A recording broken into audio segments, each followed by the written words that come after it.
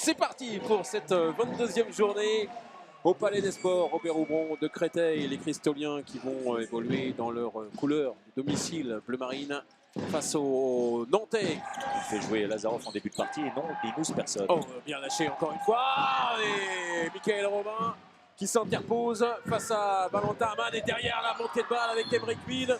Et le rebond qui vient tromper Dylan Soyer. Ils n'ont pris que 3 buts, les Nantais. Oui, avec l'écart qui est en train Sissoko de... Encore une fois. Le tir en appui. Oui, mais Sissoko avec Poutorac. Le tir, il a fait le tour vraiment de Dragan Pechmalbek.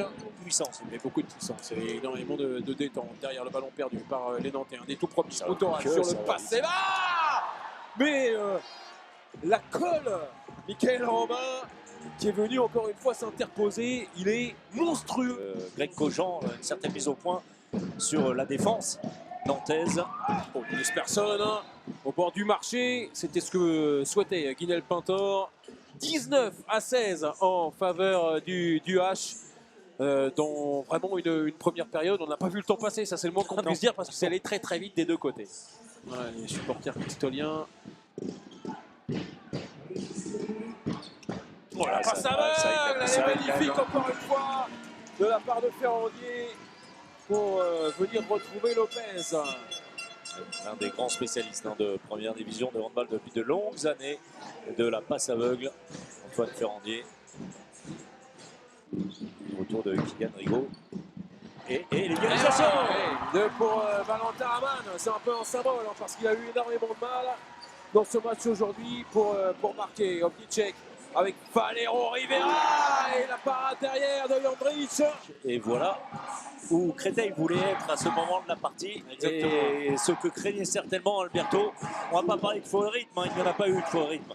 Mais Nantes n'a pas su mettre le couvercle lorsque ce fut peut-être un peu plus possible. Maintenant, eh bien, il va falloir lutter certainement jusqu'au bout. Pierre qui fait un festival vraiment dans cette seconde période. Sur la montée de balle au bord du marché, Ruben Marchand qui va donner son ballon à Valero Rivera. Il ne va pas se tromper encore une fois. Et les Nantais reprennent un petit peu d'air. On a sorti en Yago pour le départ de l'action, ça accélère sur la passe. C'est bien joué que. C'est carrément le jeu à 3 avec Poutorac. Délié Ovnicek avec Linus Persson. Le Slovène à nouveau, la fin de passe. Et Thibaut Brié derrière. Il faut absolument qu'il y ait un rebond avant qu'ils mettent le ballon dans le but. Il va y avoir des sourires et du soulagement sans doute parce que le match aura été très très compliqué. Ovnicek qui est reparti. Allez, un dernier but. Il aime ça, sortir de son poste d'ailier. Il aime marquer. Pour venir marquer comme un arrière. Le dernier but donc dans cette partie pour David Balaguer. Et le H qui va s'imposer de 4 buts. C'est un petit peu bien payé, un peu trompeur. Pour le H qui aura vraiment été malmené pendant toute cette seconde période. Mika, on ne pouvait pas choisir un autre joueur que vous. En cas de victoire, on avait dit évidemment on veut Michael Robin. Vous avez livré, vous, à titre individuel, Mika, une énorme première période.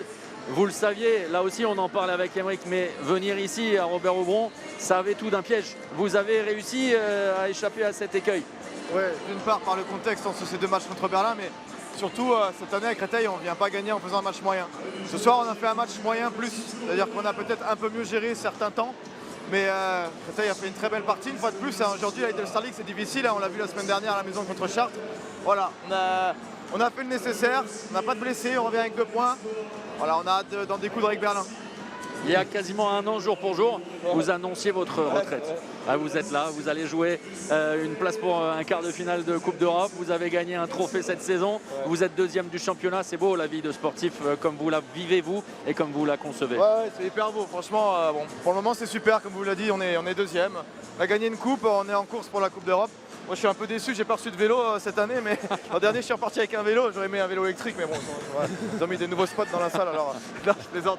Là, je suis très heureux de revenir ici aussi, parce que c'était pas prévu et je continue à surfer sur ce bonus, on a encore de très belles échéances. Voilà, moi je vais faire le maximum pour aider l'équipe et j'espère qu'on va faire des belles choses sur les derniers matchs qui restent. Bon, dans un an, ça veut dire que je vous poserai à peu près la même question. Je connais des restaurants de plage à Saint-Raphaël, si vous voulez. C'est bon, bien. Merci Mika et bonne chance pour cette semaine. Vraiment, on est tous derrière vous. On va accueillir celui qui nous a éblouis, vraiment. Bohiba, Sissoko le capitaine en grande discussion avec son ami Mika Robin. Bohiba, franchement c'est très frustrant parce qu'on n'était pas étonné de voir Créteil jouer aussi bien. Ça s'est joué à des détails et vous êtes même passé en tête lors des 10 dernières minutes. La frustration, c'est sans doute ce qui doit vous habiter là maintenant ce soir. Ouais, c'est sûr que avant le match, on savait qu'on jouait contre une grosse équipe européenne. Et le mot d'ordre, c'était prendre du plaisir et voilà qu'on n'avait rien à perdre. Et c'est sûr, vu la physionomie du match, où voilà, Nantes a quand même mené pas mal de temps pendant la rencontre, mais nous, on n'avait rien lâché. Et c'est sûr que ça fait mal parce qu'on passe devant eux. Bon, il y a un mano à mano et c'est les détails, encore une fois, qui nous font un peu défaut.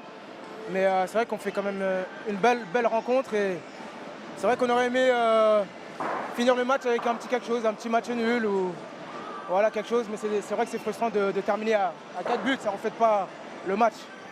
Quand on fait des projections en début d'année, on se dit sans doute peut-être que des équipes auront plus de mal que d'autres, d'autres joueront le maintien. Vu l'effectif de Créteil, jamais on ne se posait cette question de savoir si Créteil allait jouer le maintien. Et ça se confirme semaine après semaine, il y a de l'ADN, il y a une vraie identité, il y a un vrai caractère, il y a surtout un jeu absolument sublime que vous développez. La fin de saison est réjouissante parce que vous avez encore des choses à aller chercher. Évidemment, le meilleur classement possible. Ouais, c'est sûr. Bon, rien à voir, mais je vais revenir sur la fin de saison dernière qu'on a eue où pas mal de monde nous avait un peu enterrés et on surfe un peu sur cette vague-là. Et c'est sûr que l'arrivée de Fernando Barbeto, un coach, franchement, il nous a amené quelque chose d'incroyable de Barcelone. Et puis toutes les recrues se sont très vite intégrées au collectif et chacun a trouvé son rôle là-dessus. Et c'est vrai que nous, on n'a jamais douté là-dessus. Et c'est vrai qu'on produit un beau jeu, tout le monde prend du plaisir, tout le monde court, tout le monde défend. Et franchement, moi qui vis ma dernière année à Créteil, franchement, je prends énormément de plaisir à jouer dans cette équipe, que ce soit sur le terrain, même en dehors. On est un groupe qui vit bien. Et c'est vrai que sur cette fin de saison, il y a quelque chose à aller chercher. On regarde devant. Bien sûr que les équipes qui sont derrière nous, il y a un petit écart, mais nous, on se projette vraiment sur ce qu'il y a devant. Et on sait qu'on peut aller chercher plus loin. Merci, bravo pour ce match malgré tout et malgré cette défaite. Oui,